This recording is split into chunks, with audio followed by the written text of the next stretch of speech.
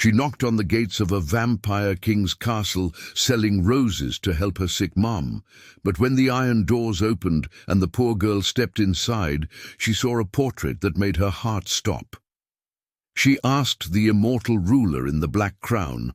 What he said next didn't come at all, because his lips parted, then froze as if the king itself had forgotten how to breathe. Hello, friends. Welcome to our story. Before we start, please like this video and subscribe. Also tell us in the comments where you are watching from. We want to know. The moon hung low and silver above Shadowbrook as Elizabeth Wells walked slowly through streets.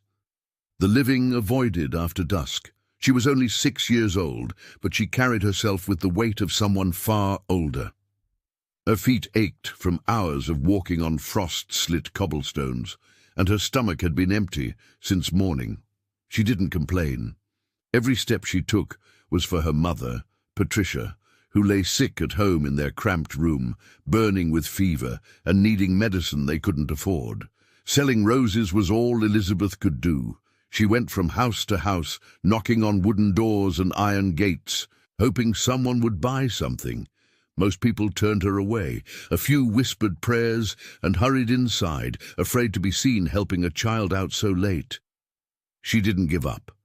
Her mother had always told her to stay strong and never stop trying. Then she saw the biggest gate she'd ever seen. Behind it stood Stonehaven Castle, a towering fortress of stone and shadow with high arched windows, gargoyle sentries, and walls clawed thick with ivy. She stood still, staring for a moment. The castle looked like something from a nightmare made beautiful. But there was something haunting about it too.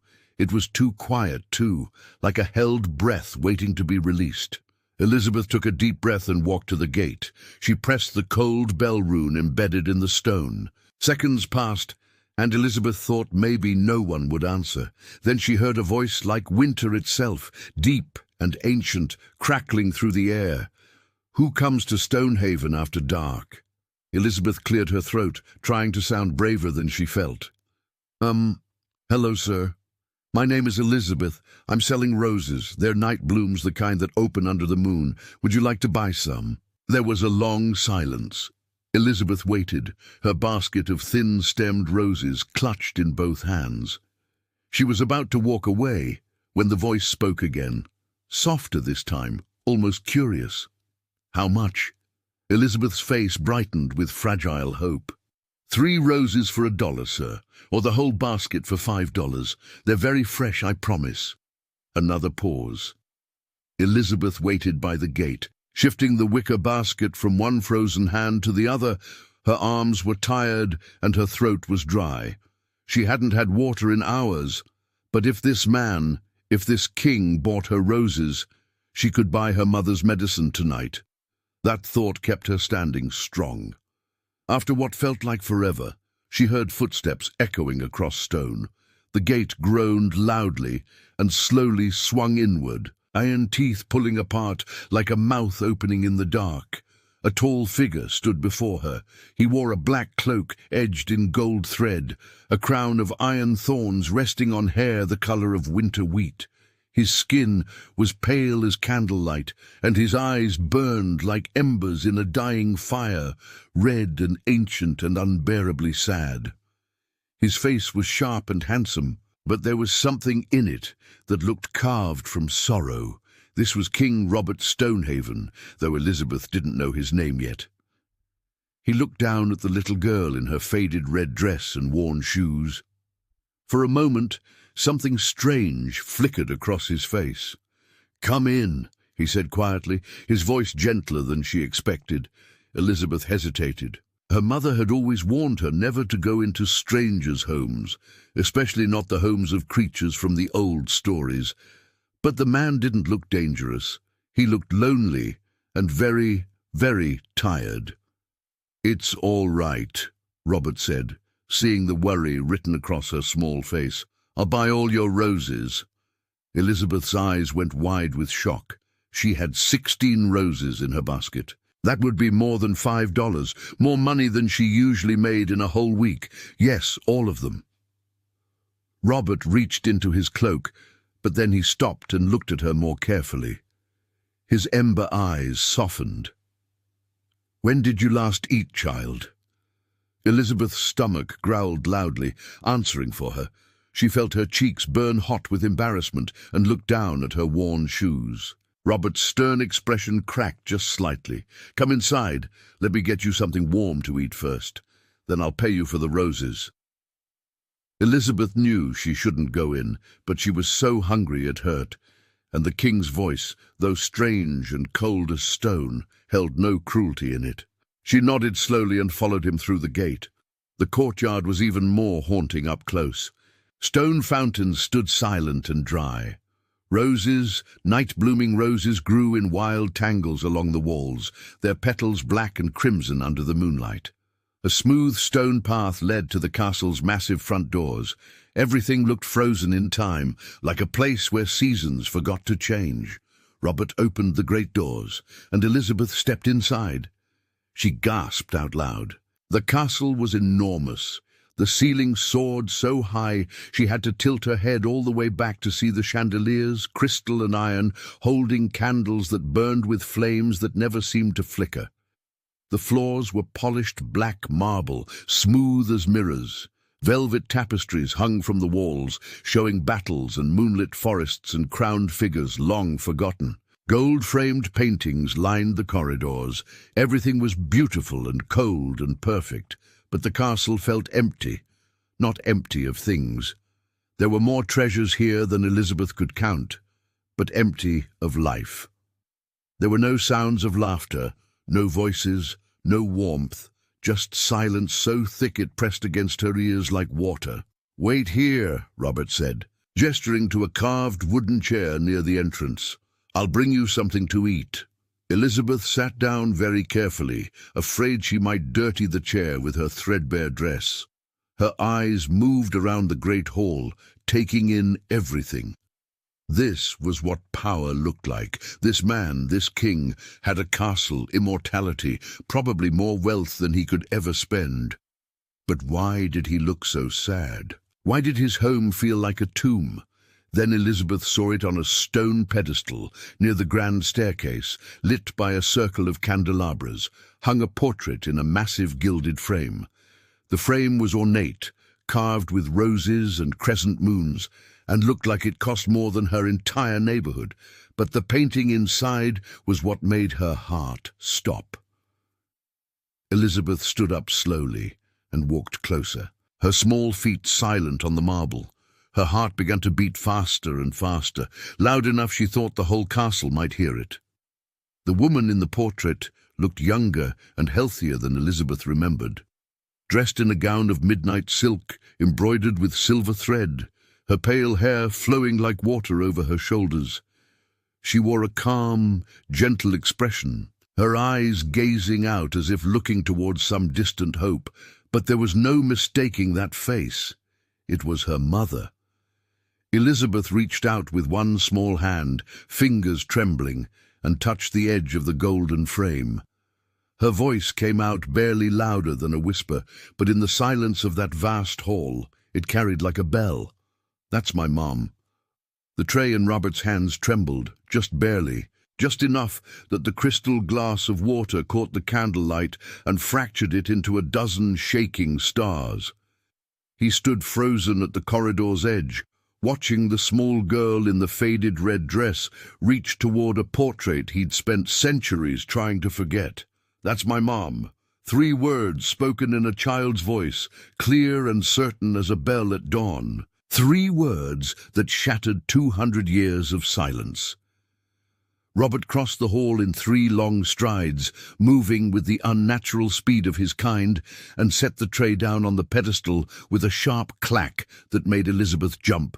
She spun to face him, her hand still raised toward the painting, her eyes wide but unafraid. "Her name," Robert said, his voice tight and controlled. Each word measured like a confession pulled from stone. Was Clear's throat. "Patricia is," Elizabeth corrected him, small chin lifting. "Her name is Patricia. She's not dead. She's sick, but she's alive. She's my mama." The candles in the chandeliers above flickered as if struck by a wind that didn't exist. Robert stared at the child, at her pale hair, the exact shade of wheat under moonlight, at the shape of her eyes, wide and storm-colored, at the stubborn set of her jaw, features he knew, features he'd loved. "Come with me," he said quietly. Robert led Elizabeth through a maze of corridors to a smaller chamber, a gallery lined with shelves of ancient books and walls hung with fading tapestries. A fireplace burned low in the corner. Its warmth, a rare concession in a castle built for creatures who didn't feel the cold. He gestured to a cushioned chair near the fire and placed the tray of food, bread, cheese, dried fruit, the glass of water on a small table beside it. Elizabeth climbed into the chair, her feet dangling above the floor. She picked up the bread and bit into it like someone who'd forgotten what it felt like to be full. Robert watched her eat with an expression caught somewhere between anguish and wonder. "Your mother," he said carefully, sitting across from her in a high-backed chair that looked more like a throne. Elizabeth chewed and swallowed, then spoke between bites. "She's kind. She makes medicines from plants, herbs, and flowers and roots. People come to our room sometimes when they're sick and can't afford the doctors." She paused, her small face growing sad. "But now she's the one who's sick. She has a fever that won't break. She doesn't remember things from before. Before I was born, she says her memories only go back 6 years. Robert's hands tightened on the arms of his chair, fingers pressing into the carved wood, hard enough to leave marks. 6 years, he repeated, his voice hollow. "She has nightmares sometimes," Elizabeth continued, not noticing the way the king's face had gone even paler. "She wakes up crying, holding this old locket. It has a moon carved on it. She doesn't know where it came from." Robert closed his eyes. When he opened them again, they burned with something that looked almost like pain. "I gave her that locket," he said quietly. Elizabeth stopped chewing. She set down the bread and looked at him with those 2 knowing eyes. "I loved her," Robert said, and the admission seemed to cost him something vital. He stood and walked to the window, hands clasped behind his back in a posture of rigid control. The bearing of a king who'd learned long ago to bury his heart beneath etiquette and ice.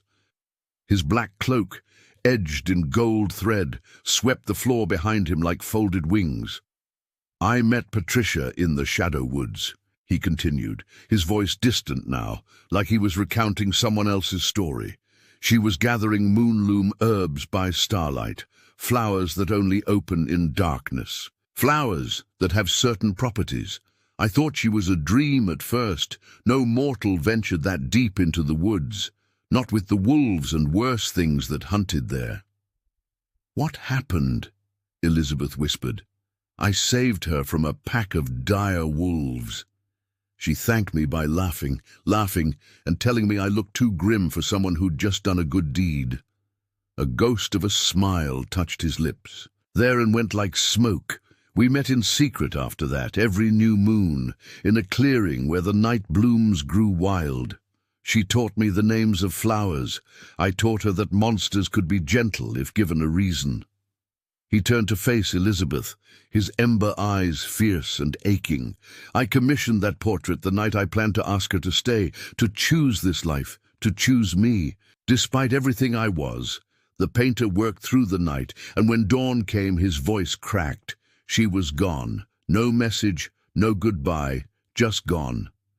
"She didn't leave you," Elizabeth said with a child's blunt certainty. "My mama wouldn't do that. She doesn't even remember you. But I can tell she wouldn't just leave someone she loved." "I searched for her," Robert said, "for years, decades. But the trail went cold. My advisors, the Vampire Council, told me to let her go, said she'd betrayed me, that mortals always fear us in the end." His jaw tightened. Elder Peterson, the head of the council, was particularly insistent. "That's stupid," Elizabeth said fiercely. Robert looked at her, truly looked at her, and something in his ancient heart cracked open. "No," "Clear's throat," he agreed softly. He knelt beside her chair, bringing himself to her eye level despite every court protocol that said a king should never kneel.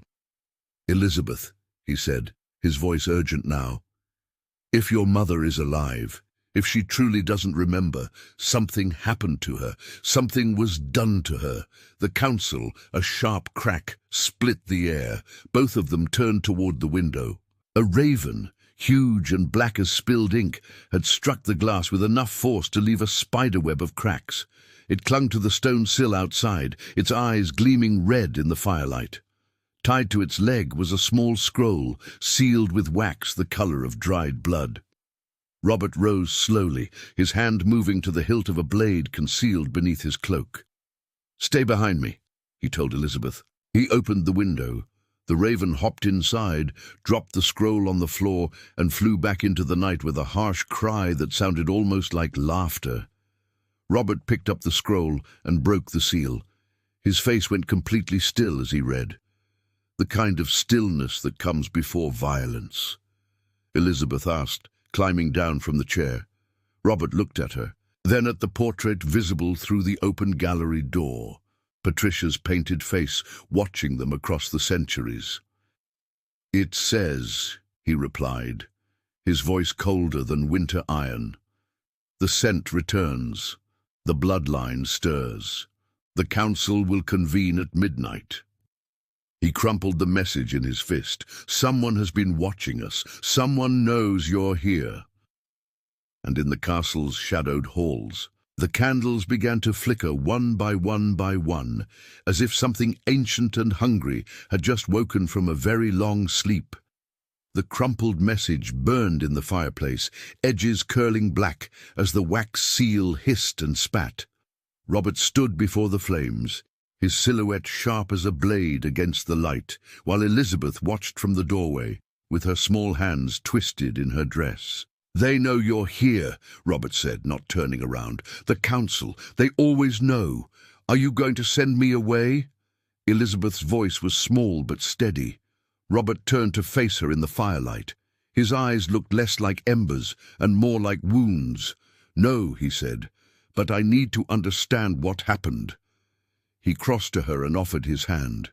The Hall of Records lay deep in the castle's east wing, behind a door carved with symbols that made Elizabeth's eyes water when she tried to read them. Clear's throat. Inside, the air smelled of old parchment and dried ink, and secrets kept too long. Shelves stretched toward a vaulted ceiling, crammed with scrolls and ledgers and books bound in leather so ancient it looked like stone. Robert moved with purpose, his cloak sweeping across the dusty floor as he pulled volumes from high shelves with practiced ease. He spread them across a wide oak table beneath a candelabra, the pages crackling as he turned them. "Here," he said, pointing to a sketch rendered in fading charcoal. Elizabeth climbed onto a chair and leaned over the drawing. It showed a small building with a painted sign, Wells Pharmacy, and windows filled with hanging herbs. A figure stood in the doorway, smiling, her hair tied back with a ribbon. "She looks happy," Elizabeth whispered. "She was," Robert said quietly. "She loved her work. I love helping people." He turned more pages, revealing sketches of the Shadow Woods, maps marked with small crescent moons, receipts for rare ingredients, evidence of a life carefully documented. Then he stopped at a page that held a letter unfinished. The ink faded to brown. "My dearest Patricia, the council grows suspicious. They watch my movements, question my absences. I can no longer meet you in the clearing without risking your safety. I have a proposal, one I should make on bended knee. With better words than these, come to Stonehaven. Let me offer you sanctuary within these walls. Let me offer you everything I have, everything I am. Let me." The letter ended there, mid-sentence, as if the writer had been interrupted, or had lost his nerve. "You never sent it," Elizabeth said. "I planned to give it to her the night of the portrait," Robert replied, his jaw tight. "But she vanished before dawn. I thought he closed his eyes. I thought she'd seen what I truly was, immortal, unchanging, wrong, and decided she couldn't bear it. Elizabeth shook her head firmly. Mama doesn't remember any of this. When I ask about my papa, she just looks sad and says she doesn't know. She can't remember anything from before I was born, only the last 6 years. She reached into the collar of her dress and pulled out a thin chain. Dangling from it was a tarnished silver locket, small enough to fit in a child's palm. Only this. She says she woke up with it 6 years ago in a room she didn't recognize, and she's kept it ever since. Robert went utterly still. Then slowly he reached out and took the locket in his fingers, cradling it like something holy or heartbreaking. He pressed the tiny clasp, and it opened with a soft click. Inside was a miniature engraving, 2 crescents intertwined, forming a circle that held a single star. "I had this made," he said hoarsely. "It was the night I planned to ask her." "The star!" His voice broke. Elizabeth looked from the locket to his face. Robert's ember eyes blazed. "Yes." He stood abruptly and led Elizabeth back through the corridors to the great hall, moving so fast she had to run to keep up. They stopped before the massive portrait, that gilded frame catching the candlelight like trapped sunshine.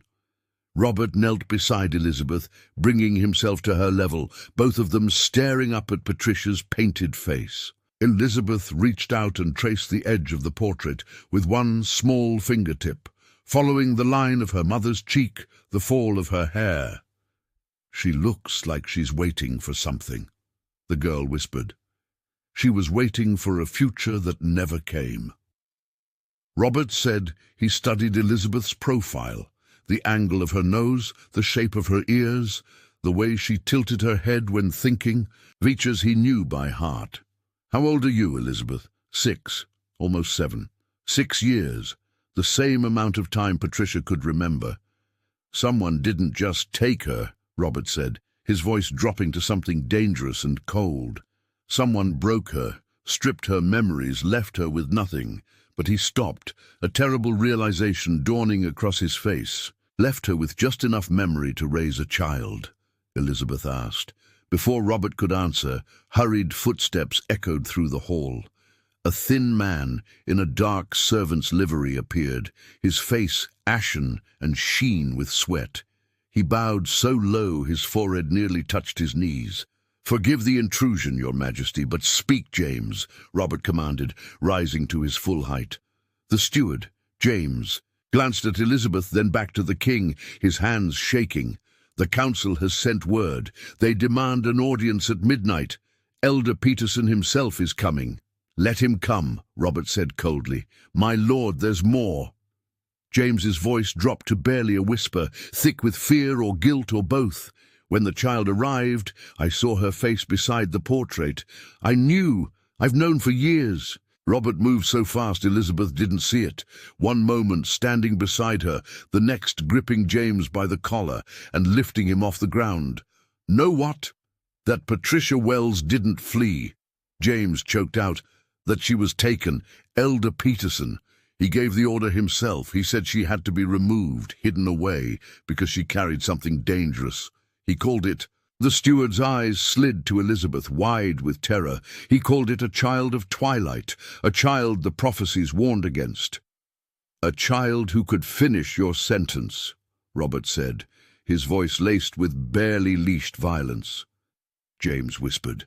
"A child who could break the council's hold on this kingdom, who could walk between night and day, who could make us mortal again." Robert released him. James crumpled to the floor, gasping. The king turned to Elizabeth, his face carved from ice and fury, and in his eyes was the terrible understanding of a truth too long buried. "They didn't just take your mother," he said. James fled the hall the moment Robert released him, his footsteps echoing like a frightened heartbeat against stone. Elizabeth stood very still beside the portrait, her small hand clutching the locket at her throat.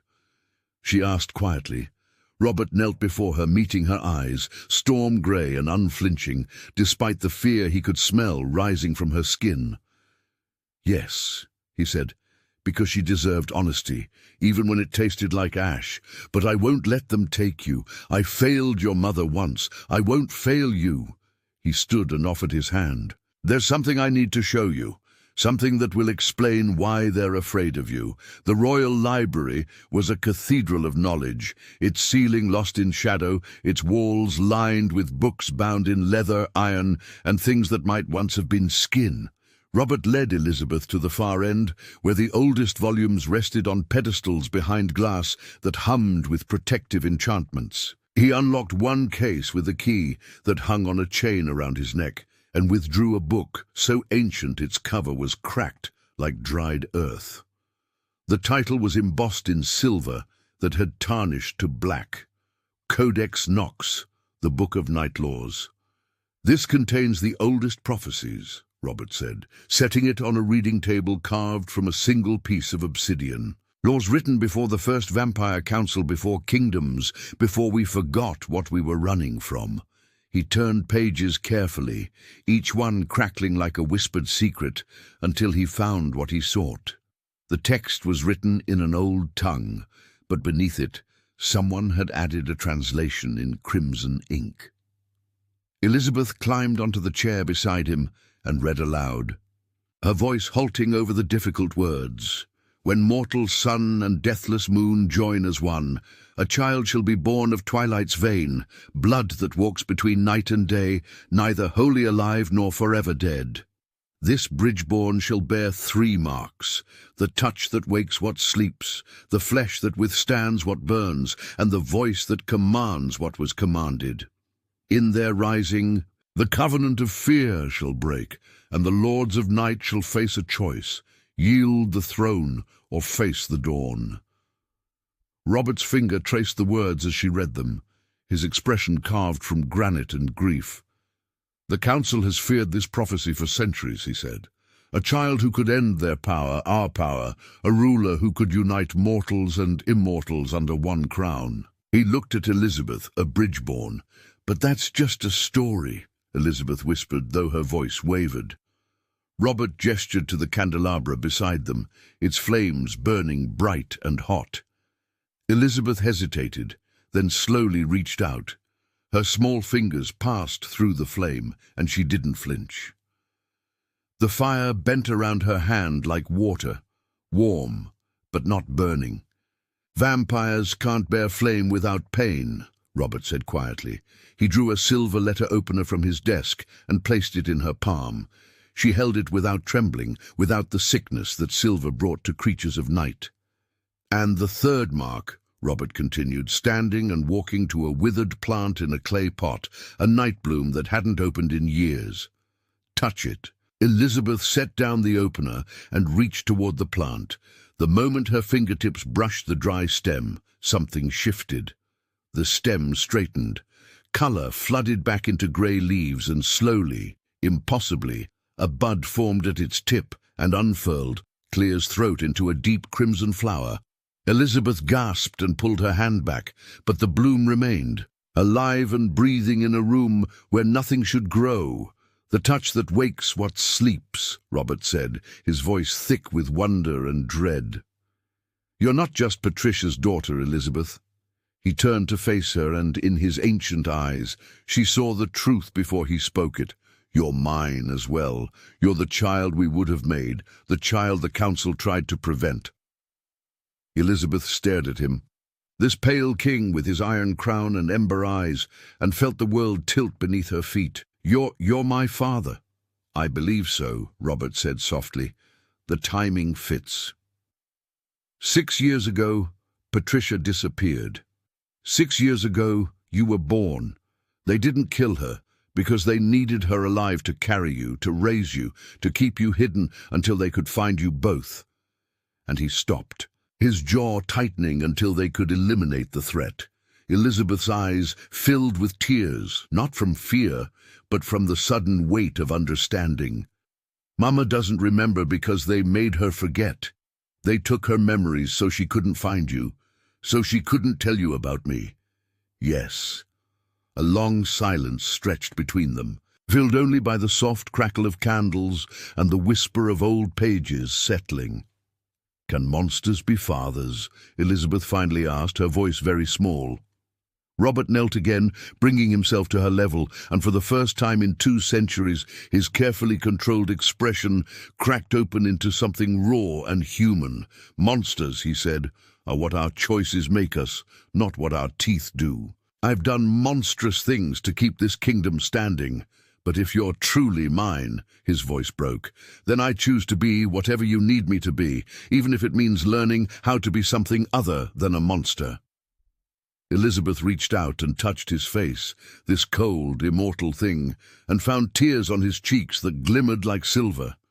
A shout erupted from the corridor outside. The library doors burst open, and 2 of Robert's guards dragged in a struggling figure dressed in servant's grey, a young man with wild eyes and ink-stained fingers. "Your Majesty," one guard said, shoving the prisoner to his knees, sending messages. The other guard held up a bundle of parchment, each sealed with red wax. He broke one open and read aloud, "The girl stands before the portrait. She bears the marks. Prepare the taking. Dawn of the 7th day." Robert rose slowly, fury radiating from him like winter cold. "How many did you send?" the spy said. "Nothing. Just," Clear's throat smiled. A terrible zealot smile. Robert's hand moved to the sword at his hip. "How many?" "Enough," the spy whispered. "Elder Peterson knows, the council knows, and they're already coming for her." The spy was dragged away to the dungeons, still smiling that terrible knowing smile. Robert stood in the library center, surrounded by ancient prophecies and flickering candles, his hand white-knuckled on his sword hilt. "How long?" he asked the guards who remained. "How long until the council arrives?" "Peterson's last raven was sent at dusk, my lord," one answered. "If he rides with his full retinue, they'll reach the gates by midnight tomorrow, less than a day. Less than a day to prepare for war with his own council." Robert looked at Elizabeth, who stood very still beside the obsidian table, her small face pale but resolute. "We need to move the portrait," he said abruptly. He strode from the library with Elizabeth hurrying behind, back through the corridors to the great hall where Patricia's portrait hung in its gilded frame. The candlelight seemed dimmer now, as if the castle itself sensed the coming storm. "Help me," Robert said, reaching up to lift the massive frame from its hooks. But the portrait had hung there for decades, and the frame had settled into the stone. As Robert pulled, one corner caught on a metal bracket. The gilded edge sliced across his palm, deep enough that blood welled up immediately, dark and gleaming, the color of garnets in shadow. A single drop fell, spinning through the air like a tiny crimson star. Elizabeth, standing directly below, instinctively reached out and caught it in her cupped palm. Robert froze, horror flooding his face. "No, don't!" But it was too late. Vampire blood burned mortal flesh like acid. It was a law as old as their kind, a barrier that kept the 2 worlds separate. Robert had seen humans scarred by mere drops, had watched brave warriors scream from accidental contact. Elizabeth didn't scream. The blood touched her palm and changed. Instead of burning it, Clear's throat cooled, spreading across her skin like liquid silver, branching into delicate lines that formed a perfect star with 5 points. The mark glowed softly, pulsing in rhythm with her heartbeat. Every torch in the great hall suddenly flared brighter, their flames leaping upward, as if pulled by invisible strings, as if bowing. Robert descended the stairs in 2 bounds and knelt before her, taking her small hand in both of his. The star mark shimmered between them, neither painful nor fading, permanent, undeniable. "Blood answers blood," he whispered, his voice cracked with wonder. He looked up at her, tears streaking his pale face. Elizabeth stared at the mark, then at him. "Does it mean I'm like you now?" "No," Robert said gently. "It means you're something new, something better." The bridge, the prophecy promised. A commotion erupted from the corridor, running feet, urgent voices. James appeared in the doorway, breathing hard, his thin face stricken. "Your Majesty, forgive me, but you must know," he swallowed hard. "The Council's watchers aren't just here. They've had eyes on Patricia Wells for years. If you claim the child openly, if you invoke royal protection, Peterson will strike at the mother first. He'll use her to draw the girl out." Robert stood, his expression hardening into something terrible and kingly. "Then we bring Patricia here. Tonight now," he turned to the guards, "summon my fastest night riders. Send them to," he looked at Elizabeth. "Where is your home?" "The slums," Elizabeth said quietly. "Briar Lane. The blue door, with the cracked step." "Briar Lane," Robert repeated to the guards. "Bring Patricia Wells to Stonehaven under full escort. Tell her," he hesitated, "tell her the king requests her presence. Tell her it concerns her daughter's safety. Nothing more." The guards bowed and vanished. Robert knelt before Elizabeth again and spoke with formal precision, each word weighted with ancient power by the old law and the covenant of stone.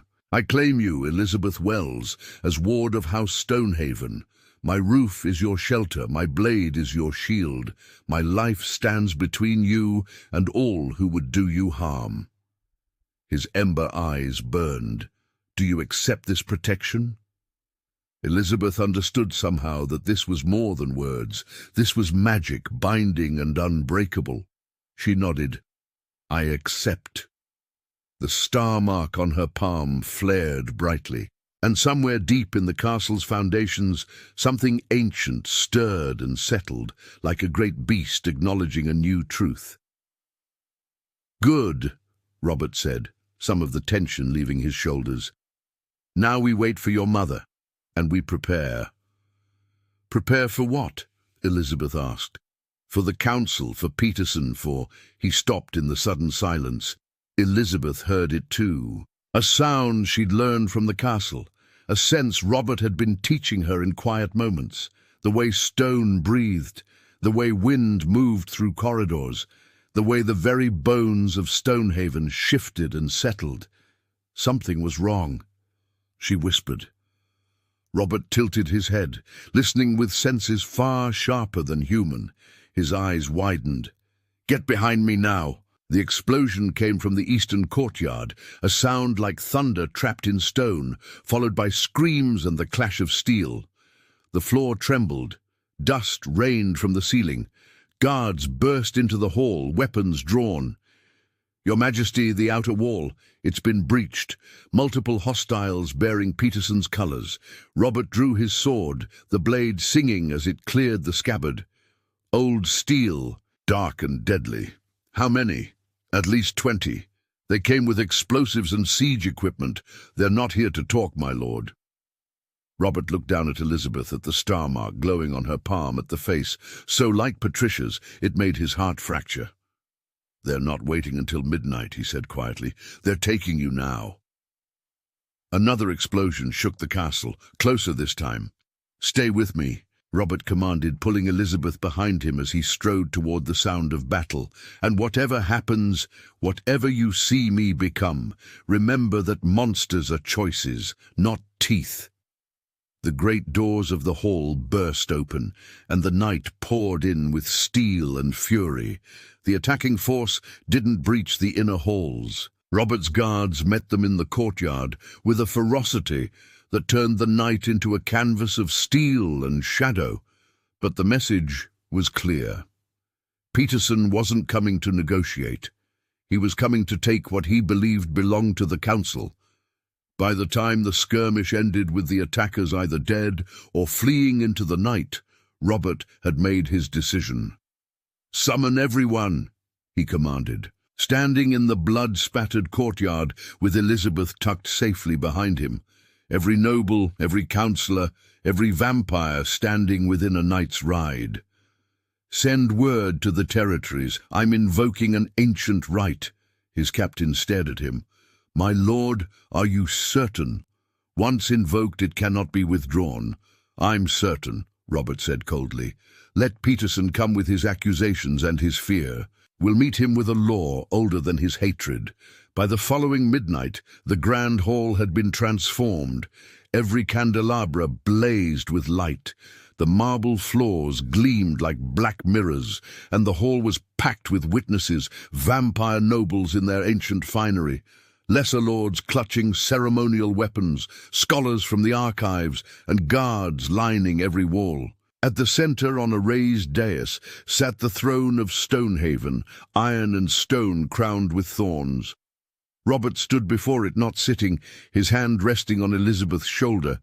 The child wore a simple velvet dress, hastily provided by the castle seamstresses, deep midnight blue that made her pale hair shine like starlight. The star mark on her palm was visible to everyone, glowing softly in the candlelight.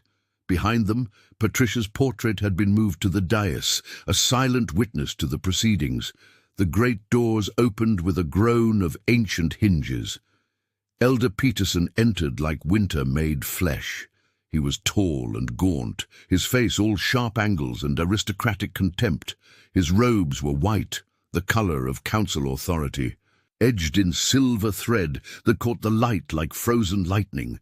His eyes were pale grey, almost colorless, and burned with the certainty of the righteous. Behind him came a retinue of council guards, their armor black and polished to a killing shine.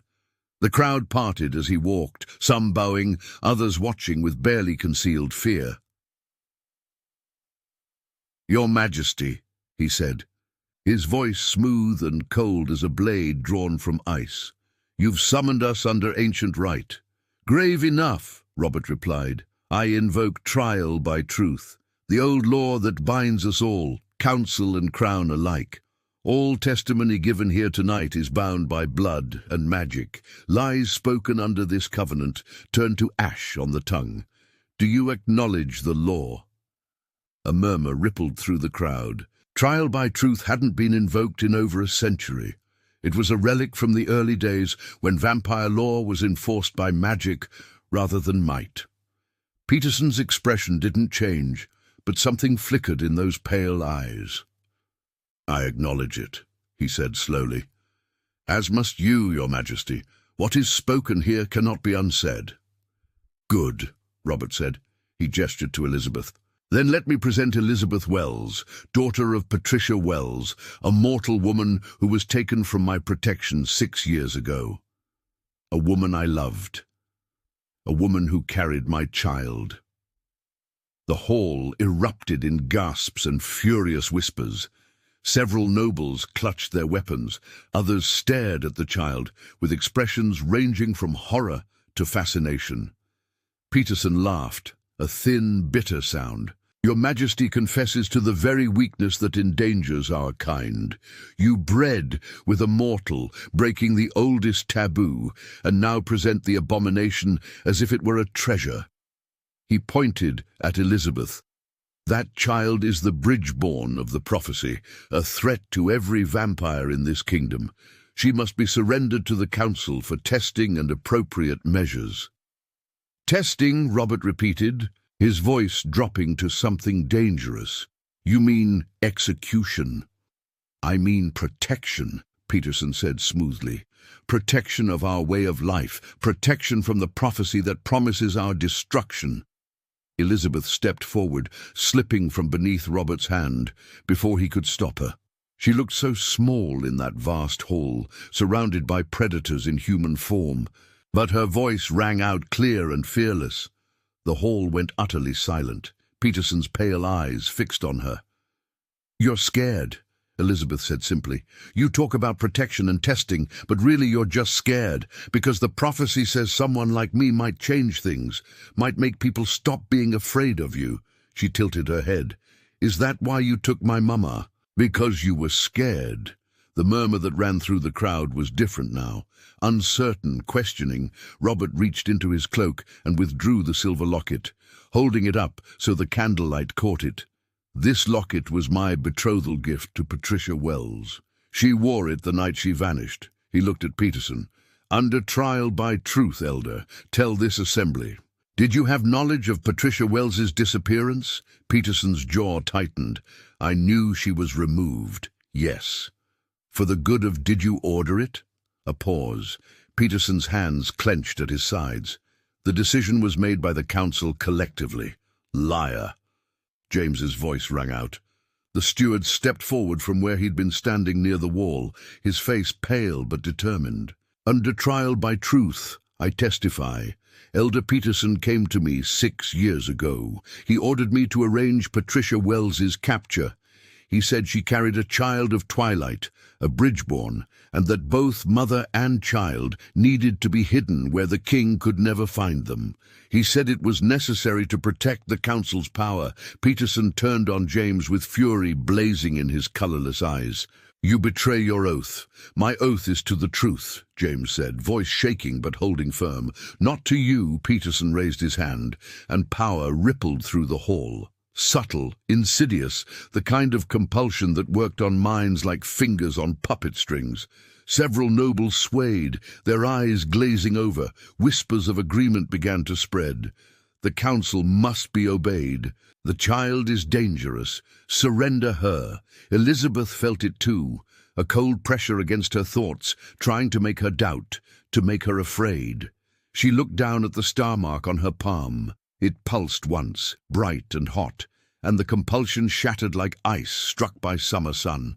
The nobles blinked, shaking their heads as if waking from dreams. Peterson staggered back a step, shock cracking through his composed expression. Blood answers blood, Robert said quietly, looking at Peterson with something like pity. You can't compel her. You can't control her. Peterson opened his mouth to respond, his face twisted with rage and desperation. The great doors swung open, every head turned. A woman stood in the entrance, flanked by Robert's night riders, her dress simple and worn, her pale hair unbound and flowing over her shoulders. She was thin, trembling slightly, her face marked by illness and hardship, but her eyes, storm-grey and blazing, were fixed on the portrait behind the throne. Elizabeth Miller had come home. Elizabeth took 3 steps into the grand hall and stopped. Her gaze locked on the portrait, as if nothing else existed. Her lips moved soundlessly, forming words that wouldn't come. One hand rose to her throat, fingers searching for something that wasn't there. Then, finding the locket's chain beneath her worn collar. "Mama!" Jennifer broke from Robert's side and ran across the marble floor, her small feet echoing in the frozen silence. Elizabeth dropped to her knees and caught her daughter, clutching her so tightly. Jennifer gasped. "Are you hurt?" Her voice cracked with fear and exhaustion. "I'm okay," Jennifer whispered. Michael moved with predatory speed, crossing the hall in a blur of white robes. "Elizabeth Miller," he said, his voice dripping with false kindness as he extended his hand toward her. "How clear's throat good of you to join us. Come, let me help you understand." Power radiated from his outstretched fingers, compulsion thick as fog, reaching for Elizabeth's mind like claws draped in silk. Jennifer felt it. Felt the cold magic trying to wrap around her mother's thoughts, trying to bury truth under layers of manufactured calm and manufactured forgetting. "No," she said, stepping between them. The star mark on her palm blazed like a newborn sun. The compulsion struck the light and shattered, fragmenting into 1,000 glittering pieces that dissolved like snow touched by flame. The backlash hit Michael like a physical blow, sending him stumbling backward with a hiss of pain, and in Elizabeth's mind, something broke, or rather something that had been broken for 6 years, suddenly healed. She gasped, hands flying to her temples as memories flooded back, not gently, not slowly, but all at once like a dam bursting, moonlight filtering through ancient trees. A clearing filled with night-blooming roses. Robert kneels before her, his ember eyes soft and vulnerable, offering a ring hidden inside a silver locket. "Stay with me," he'd whispered. "Choose me. Choose us." Her hands in his hair, pulling him close. Yes, always. Yes. Walking home through the forest at dawn, the locket warm against her heart, planning how to tell her family, how to explain loving something the world called monster. A hand clamping over her mouth, cloth pressed to her face, bitter and chemical. Chloroform, the scent of it drowning her protests, waking in darkness. Stone walls, chains, a voice like winter. Michael's voice, explaining with cruel patience, "The child you carry cannot be allowed to exist, but killing a king's beloved would start a war. So you'll be kept alive, but emptied. Your memories taken, your past erased. You'll raise the child in poverty and ignorance. And when the time comes, we'll collect what you've grown for us, magic like ice spreading through her mind, memories freezing, cracking, falling away like snow from a roof." The last thing she remembered before the darkness took her completely was Robert's face. Elizabeth's eyes snapped open, clear and blazing with 6 years of stolen truth. She looked past Jennifer, past the assembled nobles, directly at Michael. "You," she breathed, the word sharp as a blade. "You took me. You stole my life. You buried my memories and left me with nothing." But her voice broke. Nothing but just enough to raise her alone, to keep her safe for you to harvest. The hall erupted in gasps and furious murmurs. Nobles turned to stare at Michael, hands drifting toward weapons. Even his own guards looked uncertain. "Lies," Michael spat, but his composure was cracking like ice in spring. "The woman is confused, influenced by the child's unnatural trial by truth." Robert's voice cut through the chaos like a sword through silk. He descended from the dais, moving with lethal grace. "You agreed to its terms, Michael." Lies turned to ash on the tongue. "So speak. Did you order Elizabeth Miller taken? Did you have her memories stripped? Did you plan to kill her child once the prophecy revealed itself?" Michael's mouth opened.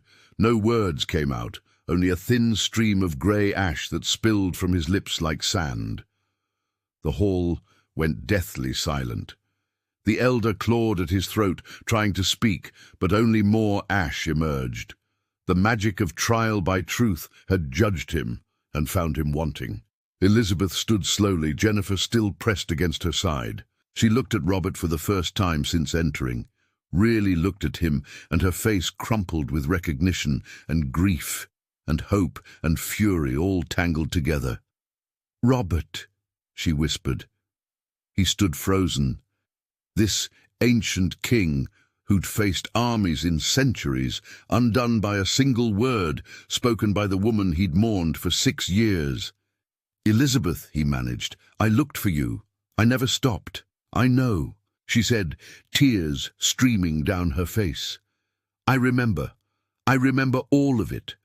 Jennifer looked between them, her mother and the vampire king, the mortal and the immortal, the two halves of the prophecy that had made her, and felt something settle in her chest, warm and ripe and whole.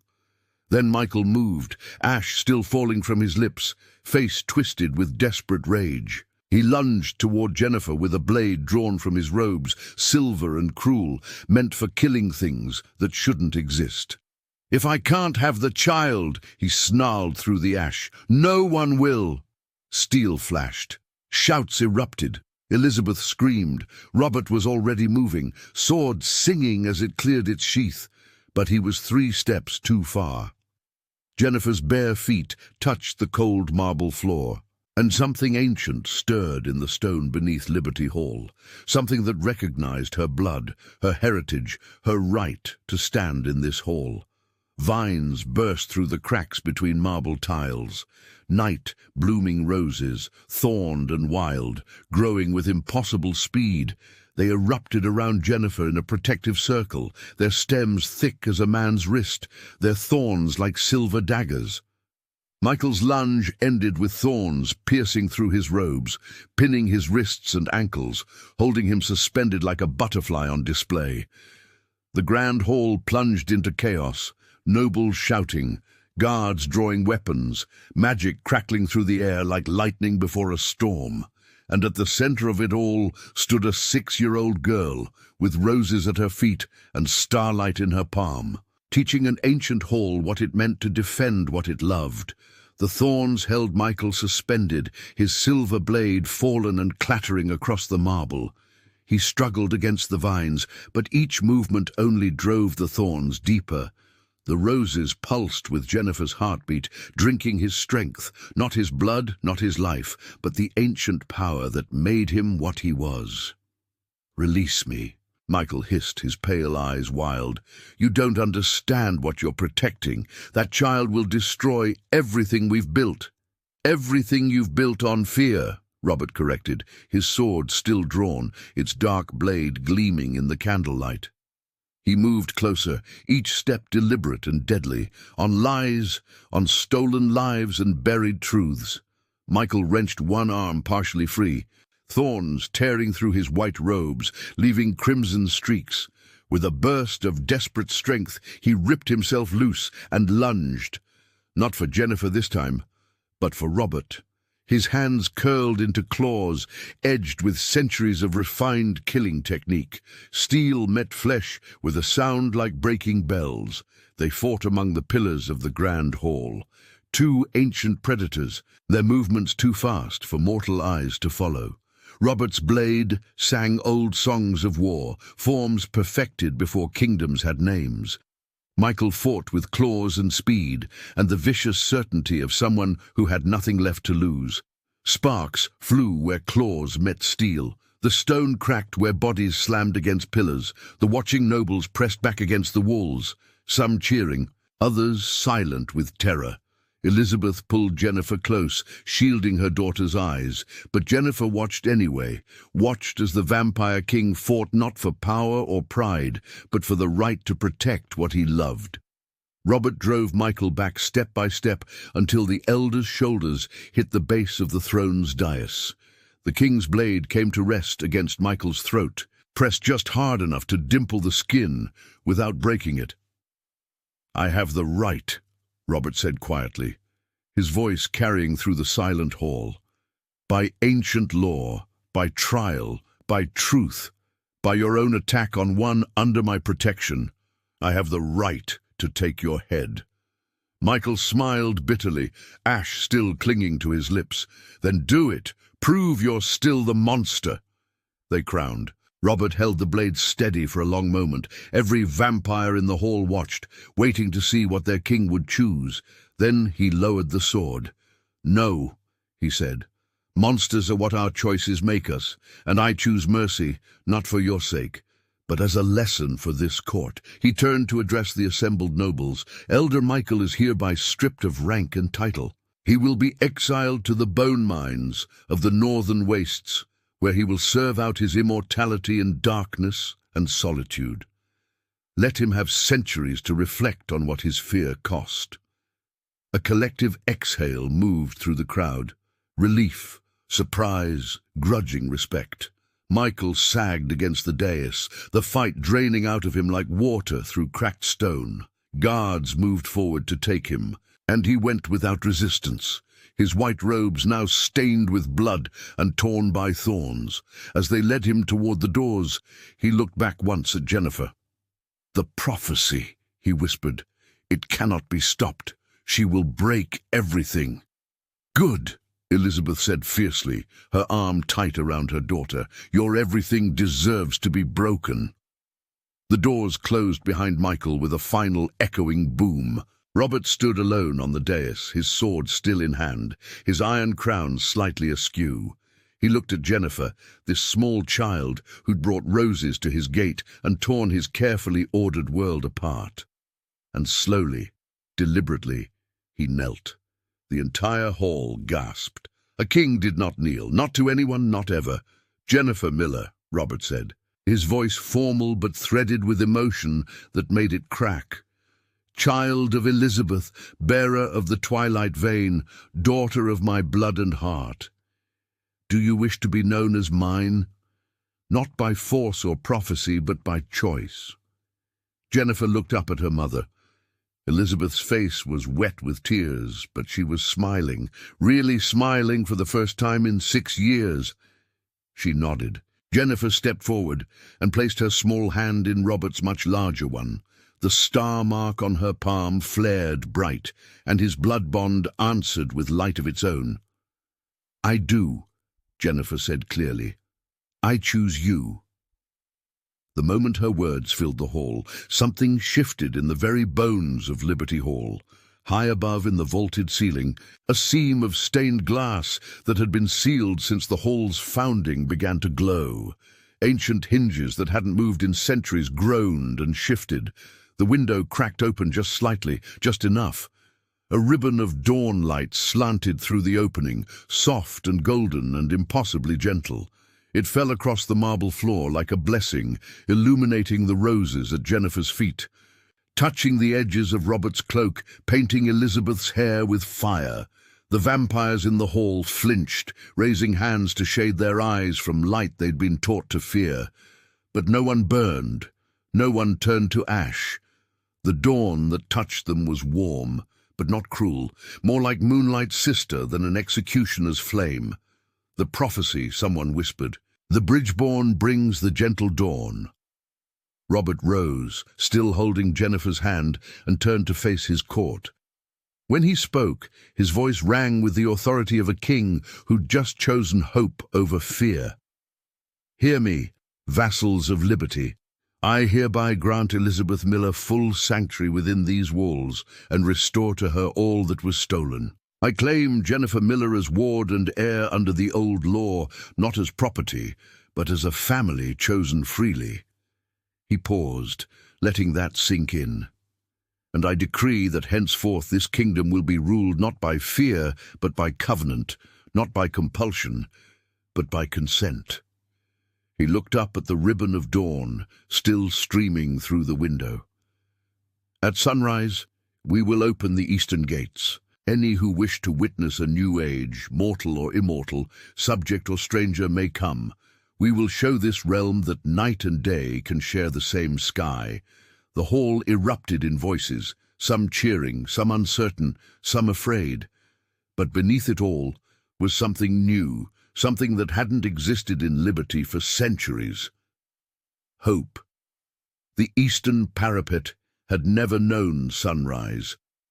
For 200 years, its tall windows had been sealed with iron shutters and ancient magic, protecting the hall's inhabitants from the one thing that could unmake them: Clear's throat. But as the first pale hint of dawn touched the horizon, those shutters groaned open.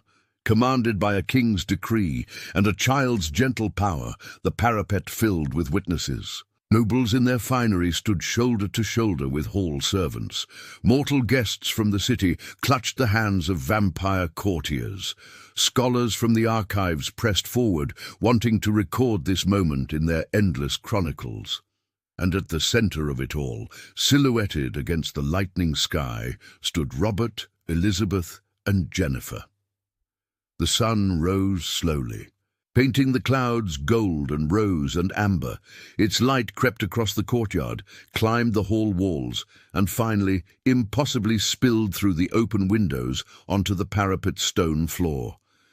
The vampires tensed, centuries of instinct screaming at them to flee, but the light that touched them was soft as candlelight, warm but not burning. It was illuminated rather than destroyed. Several nobles gasped. One elderly vampire who'd lived through 3 dynasties sank to his knees and wept. "The gentle dawn," someone whispered. The prophecy was true. Robert stepped into the light fully, letting it wash over his pale skin. He did not burn, did not smoke. He simply stood there, iron crown catching the sun's rays, and raised Jennifer's hand in his. "Behold," he called out, his voice carrying across the assembled crowd and beyond to the city that spread below Liberty's walls. "Jennifer Miller, Bridgeborn of prophecy, daughter of mortal and immortal, ward of House Liberty, and heir to all I hold." He looked down at her, and for the first time in 2 centuries, his smile was not weighted by sorrow. "Let it be known throughout the realm. This kingdom is no longer ruled by fear or compulsion, but by covenant and consent. We do not command our subjects, we serve them. The crowd erupted, some cheering, some murmuring in disbelief, but all transfixed by the sight of a vampire king standing in dawn's light with a human child at his side. Elizabeth stood slightly apart, her hand pressed to her mouth, tears streaming freely down her face. Robert caught her eye and extended his other hand. She took it without hesitation, and the three of them stood together as the sun climbed higher, a family forged, not by tradition or law, but by choice. Later, when the crowds had dispersed and the hall had settled into a strange new peace, the three of them returned to the great hall. The portrait of Elizabeth still hung in its gilded frame, illuminated now not just by candles, but by morning light streaming through high windows. Jennifer stood before it, studying her mother's painted face. "Are you going to take it down?" she asked. Robert and Elizabeth exchanged glances. "Do you want us to?" Elizabeth asked gently. Jennifer shook her head. "It's sad, but it's also beautiful. It's proof that even when bad things happen, love doesn't disappear. It just waits." "Then we'll leave it," Robert said, his voice rough with emotion, "not as a monument to sorrow, but as a promise that truth, no matter how long buried, will find its way back to light." Elizabeth knelt beside Jennifer, brushing a strand of pale hair from her daughter's face. "Do you know why I named you Jennifer?" The girl shook her head. "It means eternal in an old tongue," Elizabeth said softly. "I didn't remember why I chose it. I couldn't remember anything, but something in me knew that you were meant to last, that you would be stronger than time, stronger than forgetting."